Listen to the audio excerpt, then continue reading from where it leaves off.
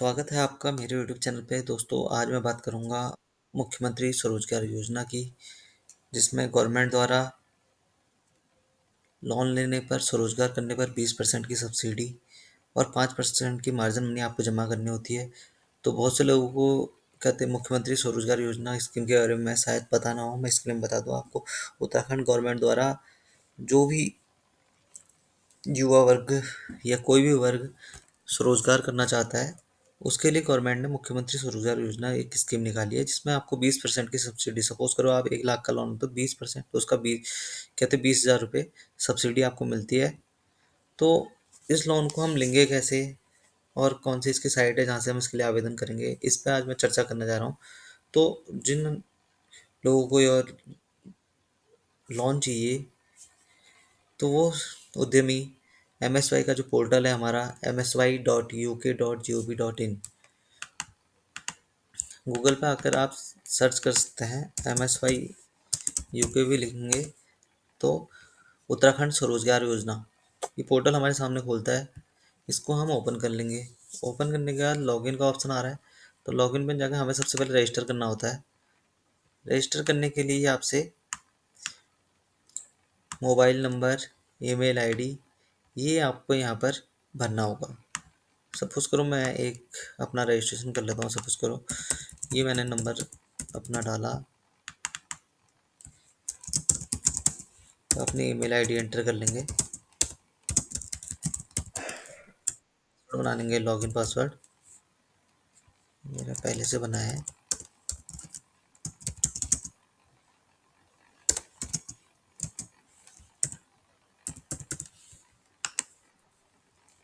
उसके बाद अपना पासवर्ड बना लेंगे। पासवर्ड कुछ भी होता है, आपका नाम @ आपका ईयर होता है 1 2 3, कुछ भी आप बनाइए। उसके बाद आप अपना नाम लिख देंगे। सपोज करो मैं नाम लिख देता हूँ। आधार कार्ड नंबर मेंशन करेंगे।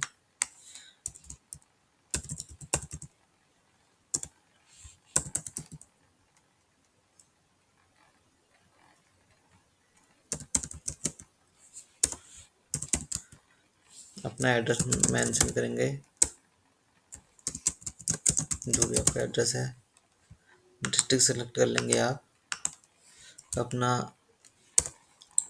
जो भी आपकी सिटी है वो डाल देंगे, पिन कोड डाल देंगे जो भी है।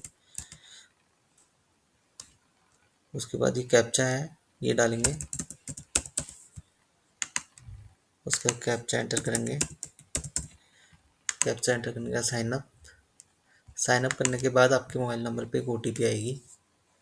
ठीक है, वो OTP जैसे ही आपके नंबर पे आएगी, आपने OTP डालनी है। तो OTP वेरीफाई कर लेंगे। इसके बाद आपका रजिस्ट्रेशन हो जाता है। अब आपने अपने जो भी आपका ईमेल आईडी थी,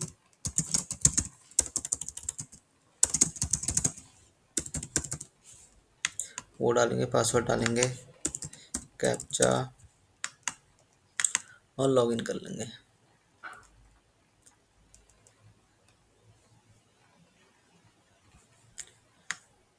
कुछ टाइम लेगा।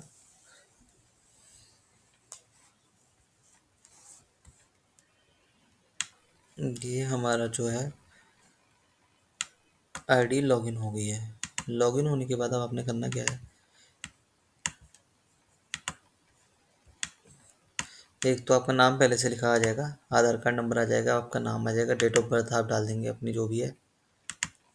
डेट ऑफ बर्थ डालने के बाद यहाँ पर अपनी डिस्ट्रिक्ट सेलेक्ट कर लेंगे, अपना आपका जो सिटी है वो सिलेक्ट करेंगे। एड्रेस डाल देंगे अपना जो भी है पूरा, अपना एड्रेस भर देंगे, विलेज पोस्ट ऑफिस जो भी आपका पड़ता है पूरा कंप्लीट एड्रेस। उसका अपना जेंडर जो भी है, आप मेल फीमेल, कैटेगरी है जो भी आपकी वो सिलेक्ट कर लें। स्पेशल कैटेगरी जो है इसमें आपके सामने है। ठीक है, तो जिसकी जो कैटेगरी पड़ती है, अगर नहीं हो रही है तो नॉट एप्लीकेबल का ऑप्शन है। उसके बाद आ जाती है यूनिट डिटेल की, कि आप क्या काम करना चाह रहे हैं, आपके यूनिट का नाम क्या है। ठीक है, वो जो सपोज करो मैं कंप्यूटर शॉप चला रहा हूँ, तो कंप्यूटर शॉप में डाल दूंगा।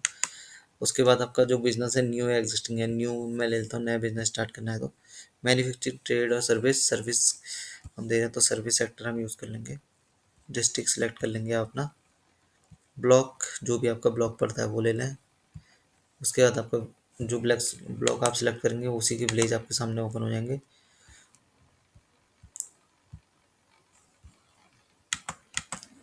तो अपना विलेज आपने सेलेक्ट कर लेना है। विलेज सेलेक्ट करने के बाद आपका एड्रेस आ जाएगा दोबारा, एड्रेस डाल दीजिए। उसके बाद पूछा था NIC कोड।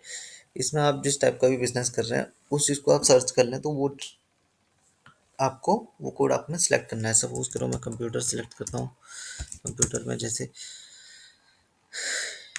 इसमें अलग अलग ऑप्शन है, मैन्युफैक्चरर, मॉनिटर, ये सब आप इनको देख लेंगे कि आप किस चीज़ के अंदर डील करते हैं। जैसे होलसेल ऑफ कंप्यूटर, आप कंप्यूटर की कहते पार्ट्स की डीलिंग करते हैं तो वो सिलेक्ट कर लेंगे।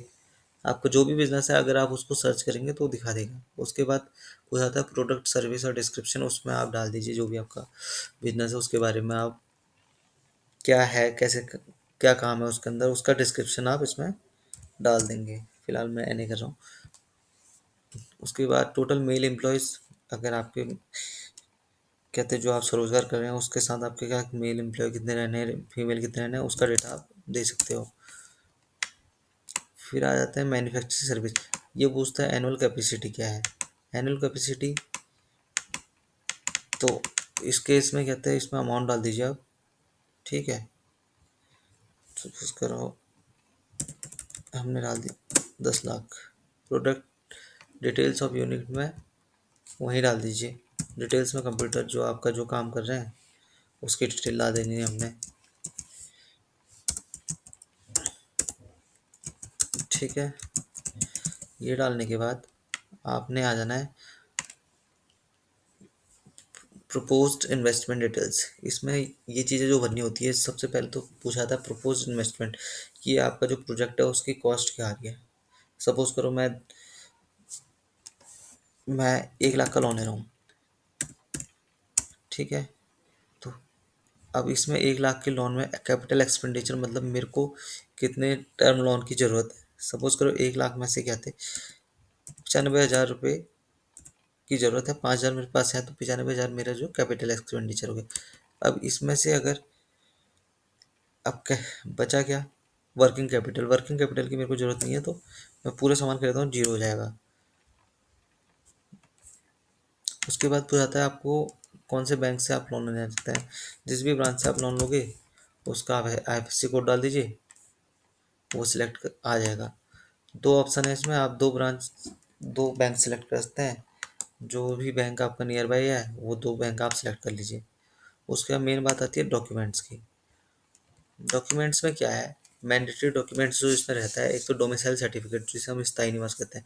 बिना स्थायी निवास के आपका ये लोन और ये कहते हैं MSY की जो फाइल है वो अप्रूव होगी नहीं। तो सबसे पहले अगर आप MSY में अप्लाई कर रहे हैं तो आपके पास आपका खुद का स्थायी निवास प्रमाण पत्र होना बहुत ज़रूरी है। तो उसको जब आपके पास वो डॉक्यूमेंट्स है तभी आप इसके लिए अप्लाई करें, नहीं तो पहले ही इसको आप बनवा लें। तो डोमिसाइल सर्टिफिकेट की कॉपी है तो हम इसको ले लेंगे। जहाँ भी मेरे पास डोमिसाइल का हम PDF बना लेंगे। PDF बनाने के बाद इसको अपलोड कर लेंगे। सपोज करो मैं कोई भी एक फाइल रैंडमली उठा लेता हूँ अपने सिस्टम से, मैं अप्लाई नहीं कर रहा हूँ तो मैंने इसको ओपन कर लिया। ओपन करने के बाद ये अपलोड हो जाएगी, अपलोड होगी। उसके बाद हम जो यहाँ पे प्लस का साइन है इस पे हमने क्लिक करना है। तो वो ऊपर आ गया है डेटा अपलोड सक्सेसफुली, ये अपलोड हो चुकी है। वैसे दूसरा हम जो प्लस का साइन है वहाँ पे क्लिक करेंगे तो दूसरे जो हम डॉक्यूमेंट अपलोड करना है उसका आ जाएगा। तो इस तरह ही हमने अपलोड कर दिया। उसके बाद पासपोर्ट साइज फ़ोटो, एक फ़ोटो की भी हमें ज़रूरत पड़ेगी तो वो फ़ोटो भी हम कहीं से उठा लेंगे। फ़ोटो होनी चाहिए आपके पास, स्कैन करके आप फ़ोटो रख लेंगे। फ़ोटो अपलोड कर दी।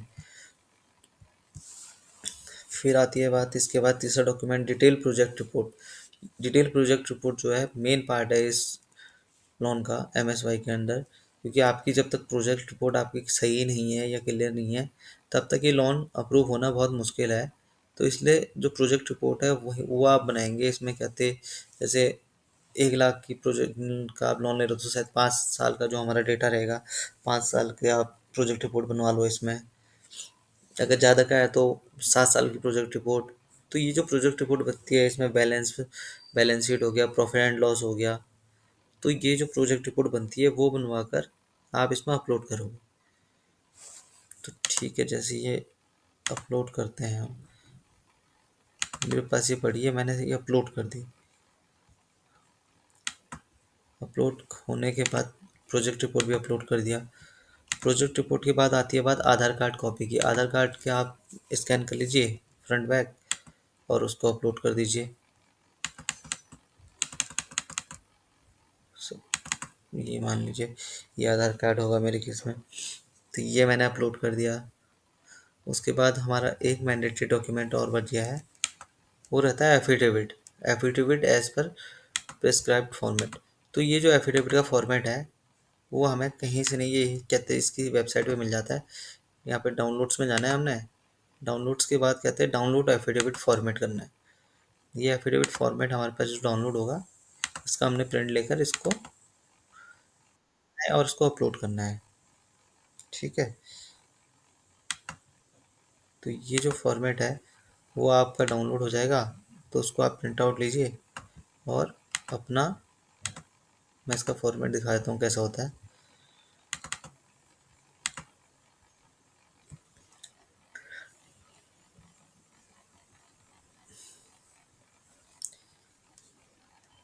ये जो फॉर्मेट है ये देखिए, यहाँ पे आपने लिख देना मैं, जो भी आपका नाम है, पिता का नाम, निवासी गांव जो है, पोस्ट ऑफिस आपकी, ब्लॉक तहसील, जिला राज्य, ये सब कुछ भर के। इसके जो टर्म एंड कंडीशन है कि आपने इससे पहले आपको कोई डिफॉल्टर नहीं होनी चाहिए, ये चीज़ें आप पढ़ लेंगे और इसके बाद साइन और ये करके इसको अपलोड करना है आपने एफिडेविट फॉर्मेट में। यहाँ पे आप इसको अपलोड कर लेंगे। अपलोड करने के बाद ये सब डॉक्यूमेंट अपलोड हो गया। आई डिक्लेयर करेंगे आप।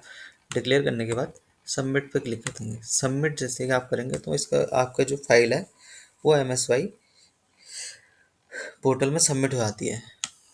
और आपकी फाइल कहते हैं कुछ दिनों में, हफ्ते 10 दिन में, या जल्दी भी होता है अगर आप बात करेंगे तो डेला उद्योग केंद्र में। तो वहाँ से आपकी फाइल अप्रूव होने के बाद जिस भी बैंक में जो आपके फर्स्ट नंबर की चॉइस का जो बैंक आपने सेलेक्ट करा है वहाँ पे आपकी फाइल पहुँच जाती है। वहाँ से आगे बैंक उसको प्रोसेस करता है, जो डॉक्यूमेंट आपको वहाँ पर आपने लगाए हैं वो आपको जमा करने होते हैं और आपका लोन ईजिली कहते अप्रूव हो जाता है, जहाँ पर आपको 20% की सब्सिडी मिलती है और जहाँ पर रेट ऑफ इंटरेस्ट 12.4 के आसपास रहता है। हाँ, नोडल एजेंसी आपने लेनी है। यहाँ पे दो चीज़ पूछता है, तो नोडल एजेंसी आप DIC ले सकते हैं। DIC ये डिस्ट्रिक्ट इंडस्ट्री इंडस्ट्री सेंटर। यहाँ पे आप उसको सबमिट कर देंगे तो जो फाइल आपकी DIC में जाएगी और वहाँ से वो डिपार्टमेंट आपको अप्रूव करेगा। और बैंक के पास आपके जब डिपार्टमेंट एक MSY का अप्रूव कर देता है तो आपकी फाइल ब्रांच पहुँचने के बाद आप ब्रांच से अपने ब्रांच आपको कॉल करेगी और कॉल करने के बाद अपने डॉक्यूमेंट सबमिट कर देंगे तो आपका काम हो जाएगा। तो ये तो प्रोसेस थी, कहते हैं MSY में लोन जिसमें सब्सिडी मिलती है। और जो भी आपने मेरी वीडियो देखी इसमें सभी चीज़ तो आसान थी। एक चीज़ जहाँ पर बहुत सारे लोगों को दिक्कतें आती है वो है प्रोजेक्ट रिपोर्ट को लेकर। यदि आप लोगों को प्रोजेक्ट रिपोर्ट बनाने को लेकर कोई दिक्कत आती है, परेशानी आती है, तो आप कमेंट में बॉक्स में कमेंट कर दीजिए। कमेंट के माध्यम से मैं आपको, या अपना नंबर आप मेरे को ड्रॉप कर सकते हैं, तो उसके बाद हो सके तो मैं आपको मैसेज कर लूँ या कॉल कर लूँ। लेकिन जो प्रोजेक्ट रिपोर्ट बढ़ती है चार्ज, इसके चार्ज अलग से लगेंगे, क्योंकि प्रोजेक्ट रिपोर्ट जो होती है 25 से 26 पेज की प्रोजेक्ट रिपोर्ट हम आपको बना कर देंगे, जिसमें सभी जो भी आपके प्रॉफिट लॉस हो गया, कॉस्ट ऑफ फिजिबिलिटी हो गया, बैलेंस शीट हो गया, तो जो भी चीज़ें होती हैं इसमें 25 से 26 पेज की आपकी प्रोजेक्ट रिपोर्ट रहती है। अगर आपको प्रोजेक्ट रिपोर्ट बनाने को लेकर कोई दिक्कत हो या आप मुझसे अपनी प्रोजेक्ट रिपोर्ट बनाना चाहते हैं तो आप कमेंट बॉक्स में कमेंट करके छोड़ दीजिए। और यदि और ये वीडियो आपको अच्छी लगी हो तो मेरे चैनल को लाइक करें, कमेंट करें और ज़्यादा से ज़्यादा और सब्सक्राइब करें। Thank you.